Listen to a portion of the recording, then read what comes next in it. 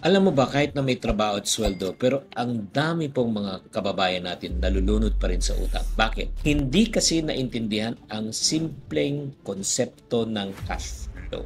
Ano ba 'to? Pag-usapan natin. Hi there, this is Shane Kitan, your pambansang wealth coach. If you have been following me in my YouTube channel, parati ko sinasabi, it's not how much money you make, it's how much money you keep. It's not how much money you keep, it's how much money you grow. So ang question parati na kailangan natin maunawaan, yung first, it's not how much money you make. Saan napupunta ang kita mo? So para natin maintindihan, pag-usapan po natin ang topic na cash flow. Kumuha ka ng ballpen, papel, this will really help you a lot. So ano ba yung cash flow? Cash, simple, ang pera sa wallet o sa bangko mo ngayon. Yung flow naman, yung kita minus gastos. Ang ibig sabihin ng kita minus gastos, ang dapat ng kita ay higit sa gastos. Agree? So kung kumikita ka ng 50,000, ang gasto mo 45, ayos yan. Bakit positive? Kasi may 5K ka pa. Pero kung 52,000 ang gastos mo, 50 lang kita mo, negative 2 ka. Nagigets mo, negative cash flow. So, ito po yung dahilan kung bakit hindi tayo nakakaipon, dami nag-overtime, nagsa-side hustle, pero yun ba, kapos pa rin. Kasi nga, mali ang pag-manage ng cash flow.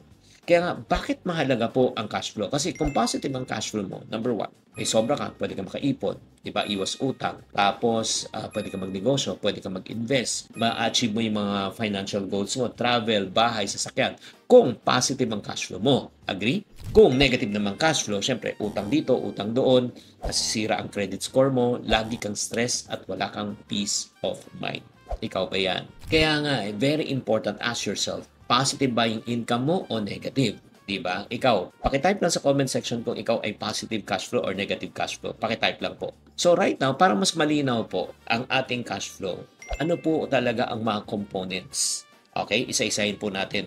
Number one, income, kita. Pwede yan sa sahod, side hustle, bonus, investment, lahat ng mga perang pumapasok, income yan. So, dapat nililista po natin yan. Number two, expenses. Bills, kuryente, tubig, shopping, delivery, diba? Hospital, gamot, lahat. Lahat ng expense dapat sulat mo. And third, syempre, meron ka pang savings, meron ka pang investment, diba? Meron ka pang stock, meron ka pang MP2, meron ka pang property, diba? And then number four, part of cash flow, whether we like it or not, is debt payments. May binabayaran ka mang credit card, loans, or utang.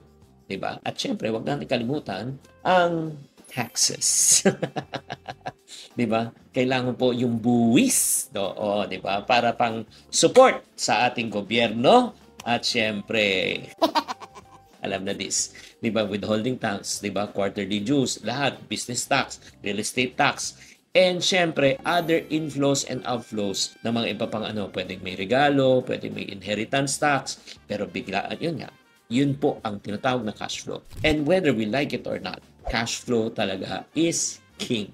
Kapag malinaw ang cash flow mo, malinaw din ang direction ng buhay mo. Agree o disagree? Alam mo, kung maganda ang cash flow mo, hindi ka nakabado sa biglang babayarin. Kung maganda ng cash flow mo, hindi ka naaasa sa utang. Kung maganda ng cash flow mo, mas mabilis mong matutupad ang pangarap mo. So, I want you to imagine this. Every month, meron kang positive cash flow na 5,000 pesos every month.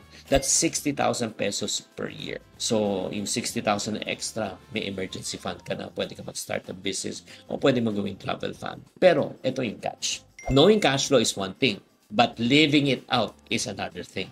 At dito na pumapasok po yung kaalaman sa disiplina. Alam mo, maraming tao may alam pero kulang sa disiplina. Kaya kung kailangan mo, kung gusto mo talaga ma-break ang cycle ng kapo sa utang at di mo alam ang theory na ito, kailangan mo ba ng guidance? Kailangan mo ba ng accountability?